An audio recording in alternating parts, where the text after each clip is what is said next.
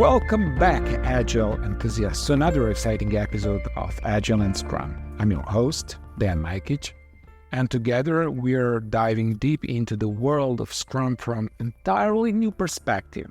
In our previous episode, we explored the power of Scrum, its principles, and how it transformed teams and organizations worldwide.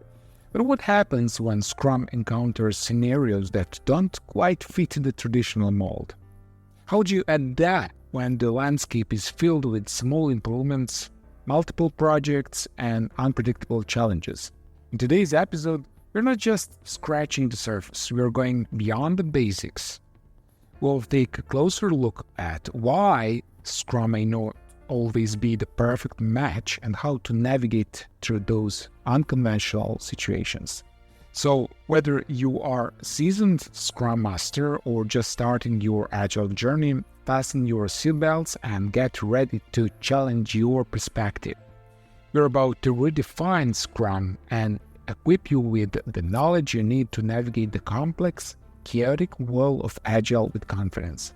But before we jump in, a quick reminder to hit that subscribe button, share this episode with your fellow Agile practitioners, and leave us a review. Your feedback fuels our journey to deliver top-notch Agile insights. Without further ado, let's embark on this enlightening journey into the world of Scrum from a whole new angle. Ready? Let's roll.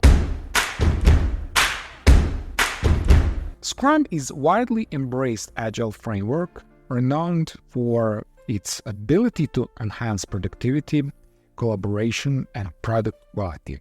However, as effective as a Scrum can be, it may not always be the best fit for every situation. So in this episode, we explore some unconventional scenarios where Scrum may struggle to thrive and suggest alternative approaches. Okay, now let's start with the first one, focusing on small improvements and support tasks. In some organizations, teams primarily deal with a continuous stream of small improvements, bug fixes, support issues, and configuration tasks collected by the product owner. So in such cases, it can be challenging to formulate clear sprint goals as the work items may seem unrelated. Number 2, working on multiple products or projects simultaneously. Some teams find themselves simultaneously engaged in the multiple projects or projects, which makes sense within their context. Configuring a software for different clients concurrently or juggling diverse customers' demands due to smaller teams and shorter sprints. So in such situations, the traditional Scrum framework might not align with their workflow. Number 3, sprint reviews without a clear increment. Effective sprint review needs a clear single increment that can be inspected. However, conducting meaningful reviews becomes challenging if the team's work items lack cohesion or are entirely unrelated. Number 4, sparse stakeholders engagement. Scrum encounters stakeholders' investment in sprint reviews, but in certain cases, inviting unrelated stakeholders can be counterproductive. A shared review may not make sense, leading to awkward situations where stakeholders are waiting for their specific items to be inspected. Number 5, unpredictable sprint planning. In environments where work is highly unpredictable, such as support teams responding to daily influxes or issues, sprint planning can feel forced. Traditional planning practices may not align with the need for flexibility and adaptability. Number 6, lack of collaboration. So Scrum thrives on a collaboration within a cross-functional teams. However, in some settings, individuals primarily work on their own items and collaboration isn't deemed necessary to accomplish their tasks effectively. Number 7, part-time Scrum team members. So when team members are part of the Scrum team only 1 or 2 days a week and spend the rest of their time on different teams or projects, it can challenge the core principles of Agile, which rely on dedication, cross-functionality. Number 8. Artificial sprint time box. So the time box of sprint may feel artificial when the outcomes consist of collection of unrelated items. Traditional sprint boundaries may not align with the work's nature. So building on our exploration of why Scrum might not always be the perfect fit for every situation, let's delve deeper into the essence of Scrum and some key principles that underpin this agile framework. Understanding the foundational elements of Scrum, its creators and core concepts of agility will not only shed light on how to navigate unconventional scenarios, but also empower you to harness the true potential of Scrum in your unique context. And now, let's rewind and understand the heart of Scrum. Who are the brilliant minds behind it?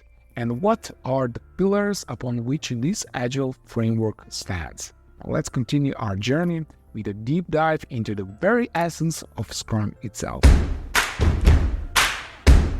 And this is Scrum from another angle. Scrum is a mindset, an approach to turning complex, chaotic problems into something that we can use.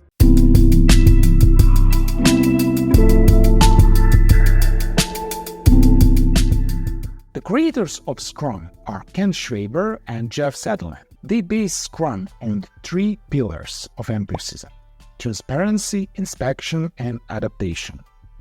And this is the whole idea of Scrum, using frequent inspection and adaptation to guide the work of the teams, from zero to the most successful outcomes possible. So what is teamwork from Scrum's perspective?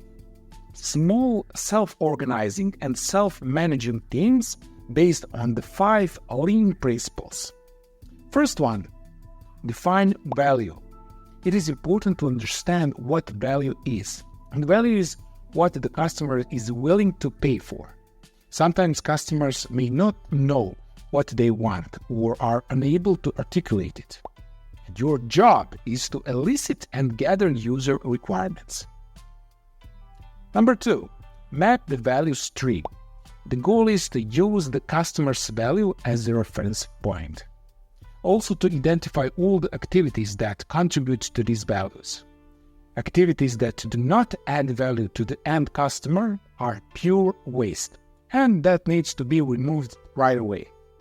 Create flow. We have to ensure that the flow of the remaining steps runs without any interruptions or delays. Establish pull. Just in time is a strategy that has a company received products as close as possible to when they are needed and in the quantities needed. 5. Pursue perfection. The company should be a learning organization and always find ways to get a little better every single day. Now let's talk about what is in Scrum Guide. So the Scrum Guide is a body of knowledge that defines what Scrum is, what is not, and anything not in the Scrum Guide or contrary to the Scrum Guide was not Scrum. So the Scrum Guide has no purpose other than to offer a litmus test of what Scrum is. And this is important. The Scrum Guide does not tell you how to use Scrum, or how to implement Scrum, or how to build products with Scrum. And there are several ways to learn Scrum so you can put it in practice.